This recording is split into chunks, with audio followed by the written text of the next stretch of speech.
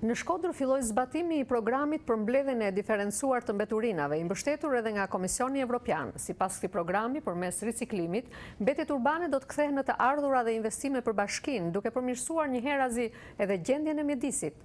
Ndërkohë, përfaqësues të shoqatës kombëtare të ricikluesve shprehën sot shqetësimin se nisma të tilla të marra në disa qytete të Shqipërisë nuk kanë patur vazhdimsi. Sipas programeve të Bashkimit Evropian, deri në vitin 2015, Shqipëria duhet të riciklojë 25% të mbetjeve të saj urbane.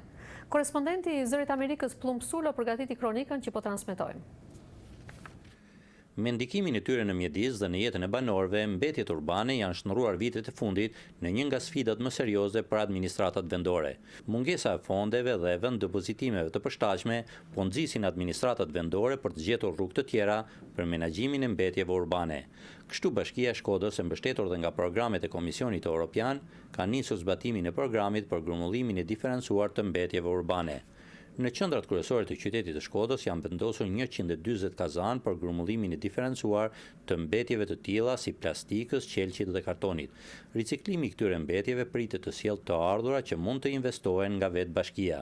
Iniciativa jonë u mbështet edhe nga Komisioni Evropian dhe nga shoqata hapat e lehtë, të cilët kontribuan veçanti për ta shpërndarë këtë projekt në gjithë territorin e Bashkisë Shkodër. Ajo çka është më e rëndësishme ka të bëjë pikërisht me sensibilizimin dhe me bashkëpunimin e gjithë aktorëve. Përgjegjësia kryesore e Bashkia kuptohet në kuadrin e përmirësimit të këtij standardi, të këtij shërbimi, por njëkohësisht aktori i dytë dhe bashkëpunues është i komuniteti. Ndërkohë, presidenti i shoqatës së ricikluesve shqiptar, Bardhyl Balca, thotë se në Shqipëri aktualisht ka disa fabrika për riciklimin e plastikës dhe letrës, por shton ai është e nevojshme që nisma të tilla të kenë vazhdimsi.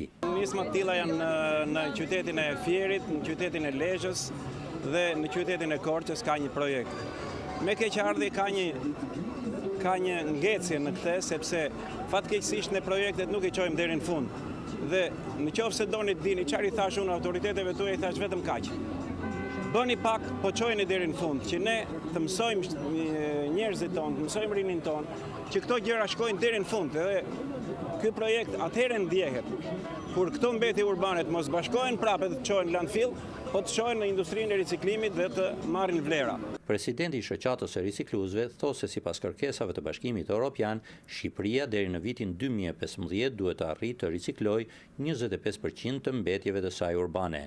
Ndërkohë, vend depozitimi i mbetjeve urbane në afërsi të qytetit të Shkodrës vazhdon të krijojë shqetësim për banorët, të cilët kanë protestuar disa herë për largimin e tyre. Ne kemi paraprirë me një projekt tjetër i cili ka të bëjë me realizimin e projektit teknik për mbylljen e këtij vend depozitimi, i cili ka një kosto rreth 1.100.000 euro, projekt të cilin ne kemi shpërndarë në të gjitha nivelet, si tek institucionet përkatëse, ministritë e linjës, po ashtu edhe tek donatorë të ndryshëm, do të thënë në një ambient mjaft të mirë me ato standarde që kërkohet për rreth qytetit Shkodrës si pjesë të gjelbëruara të këtij qyteti. Rreth 15 kilometër në afërsi të qytetit, në komunën e Bushatit, javët e fundit ka përfunduar landfilli i parashikuar për grumbullimin e mbetjeve urbane të qytetit të Shkodrës dhe disa komunave përreth.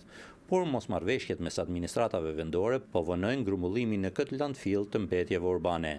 Për Zërin e Amerikës, nga Shkodra, Plum Sulo.